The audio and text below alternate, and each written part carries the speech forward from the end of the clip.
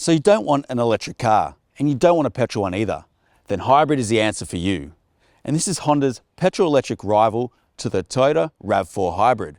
Aussies have been gobbling up these hybrids, and it's easy to see why.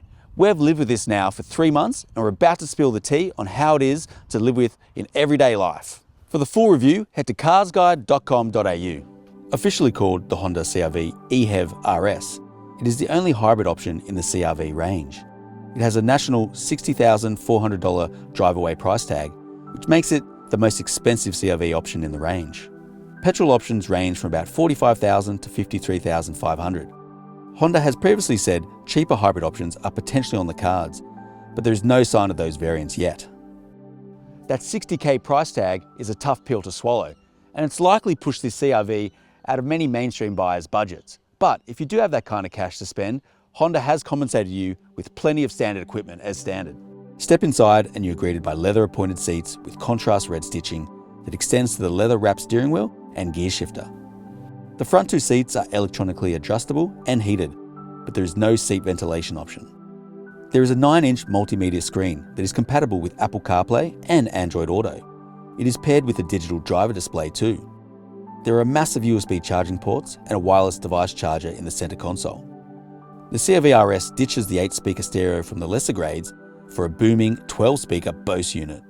A big panoramic sunroof lets the light in and opens and closes with a touch of a button.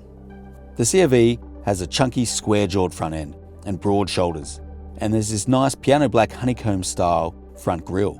And there's also eHEV and RS badging on the rear to differentiate it from the rest of the range. There are 6 color options, including the Hero metallic red our car is finished in, along with the standard grey, silver, black and white. Inside the cabin, what really stands out is Honda's attention to detail. It's a very practical cabin, but there's some nice flourishes too that really give it a bit of pop. So there's this nice honeycomb grille along here and it has these toggle switches to direct the aircon vents. And there's also some contrast red stitching on the steering wheel, the gear shifter and the seats. And it just adds a little bit of color to the cabin.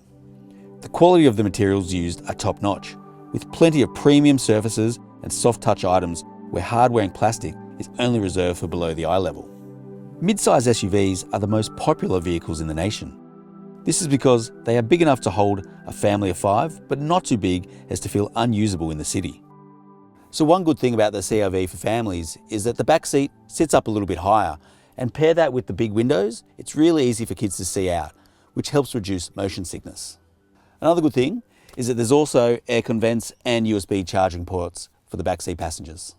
All right, so one of the great things about the CR-V is the doors open a full 90 degrees, which makes it really easy to load the kids in and out of. So up front, you've got 2 cup holders that can easily hold a full-size water bottle. There's also some nice storage compartments in the door, and the center console bin is really deep as well. So on the steering wheel, you've got easy to use entertainment and safety buttons. And also you've got these little dials for your climate, which means you don't have to dive into the touchscreen just to change the temperature like some cars. The multimedia screen is small compared to some of its rivals and feels like an afterthought and isn't very well integrated into the dash. The driver display isn't customizable either and doesn't have the different layouts that some of its rivals do have. There is plenty of room in the back seat, and it can easily accommodate a child seat. There are ISOFIX anchor points on the 2 rear window seats and a top tether anchor for the middle seat. The boot is bigger than the RAV4's and is a good shape that makes it easy to load heavy items in and out. Unfortunately, there is no spare tyre and you'll have to make do with a fiddly repair kit instead. Now this is the part that Aussies are loving. So underneath here, there's a 2.0 litre petrol engine paired with a small electric motor and a small battery. And they make about 135 kilowatts and 335 newton meters. And that's excellent amount of grunt for a mid-size SUV. And they pair that with the CVT Auto and it drives the front wheels. Honda claims the CR-V Hybrid drinks 5.5 litres per 100 kilometres, which is excellent for a medium SUV, but it falls behind the popular RAV4 Hybrid that sips just 4.7 litres per 100 kilometres in front-wheel drive guise. It wins back points for only needing the cheapest unleaded petrol though. Over our 3 months, we used roughly 6.5 litres per 100 kilometres, but that was mainly in city traffic where cars are often thirstier. I've been living with this CR-V for the past 3 months and it became pretty obvious pretty quickly that This is one of the best driving medium-sized SUVs in the class. Now, it's a really sharp thing to steer, and there's a few reasons for that. One is the great hybrid setup. So there's plenty of power, there's plenty of grunt, and when you need to overtake on the freeway, there's always plenty left on tap. What really elevates the drive experience is that it has quite firmish suspension, which means it holds its body weight really well through the corners, and also has really responsive steering.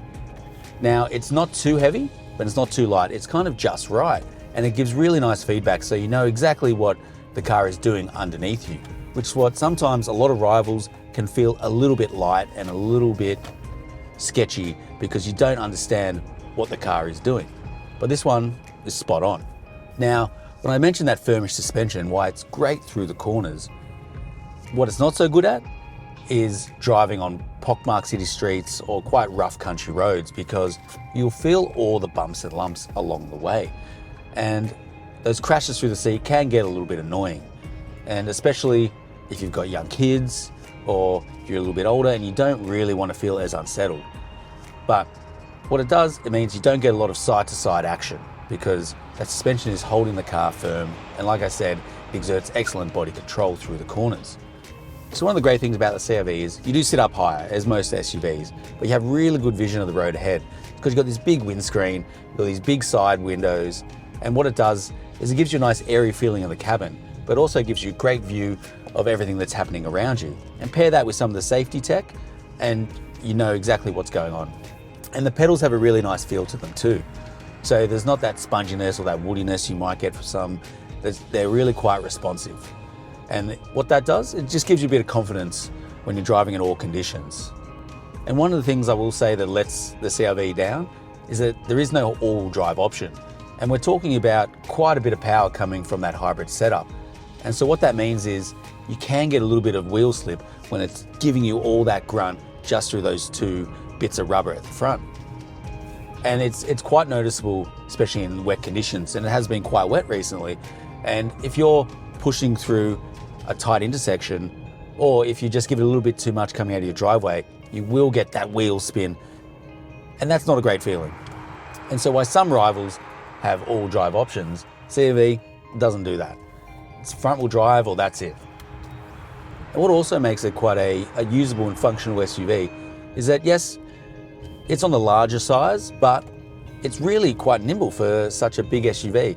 And so it's quite manageable to drive it around town in all conditions. Like I've gone through tight inner city streets, underground car parks, and it's never really been a problem. It's quite easy to navigate all those turns and those really confined spaces. And one of the other things I've noticed is that, yes, it's generally quiet and refined around town, but if you find an open stretch of road that has that really rough kind of tarmac, it gets quite noisy and you'll hear that road noise permeating through the cabin. But generally, the engine is quiet, except if you're accelerating hard up a hill, but that's kind of normal because, you know, you're going up a hill, the engine's got to work harder, but you will hear it when it happens. And one of the other things contributing to the noise is that the CR-V has a continuously variable transmission, which means there is no preset, you know, first, second, third, fourth gear like you are now. There's variable ratios. And when you push it really hard, it whirls up to try and find the correct place to send all that power to you. And that can be a little bit loud at times, and that's one of the big drawbacks of that transmission. But you'll notice also that it'll switch to EV mode and it'll pop up here on the dash and everything goes whisper quiet and you're kind of just gliding along, especially when you're just cruising along at 50 kilometers around a suburban street or you're heading down a hill. It could be sending power back to your battery thanks to regen braking. But it's a really nice setup, this hybrid, and there's no clunkiness about it. It's quite a refined setup.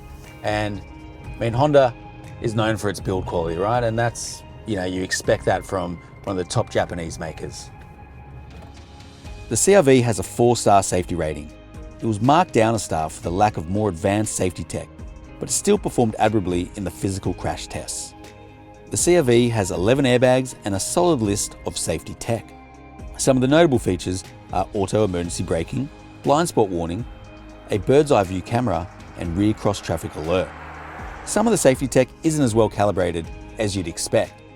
Often you'd get warnings for auto emergency braking for when it will pick up parked cars, especially on tight, curving inner city streets.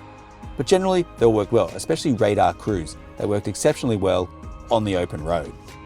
For a full list of safety equipment, head over to carsguide.com.au for the full written review. Honda covers its cars with a 5-year unlimited kilometre warranty. But at the time of this review, Honda was offering an 8-year warranty on some older CR-V stock.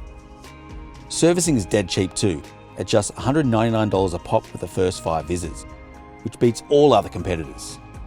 But the downside is, intervals are shorter, at just 12 months and 10,000 kilometres. Now it's easy to see why Aussies are gobbling up these hybrids. The CR-V combines great driving dynamics with fuel efficiency and a really practical cabin. But it's not all smooth sailing. The CR-V is expensive, and it also is lacking a little bit of tech panache that some of its rivals do have. But if you're in the market for a mid-sized family SUV, then this should definitely be at the top of your shopping list. Now, if you want to read our full review with all the specs and details of the car, head over to carsguide.com.au.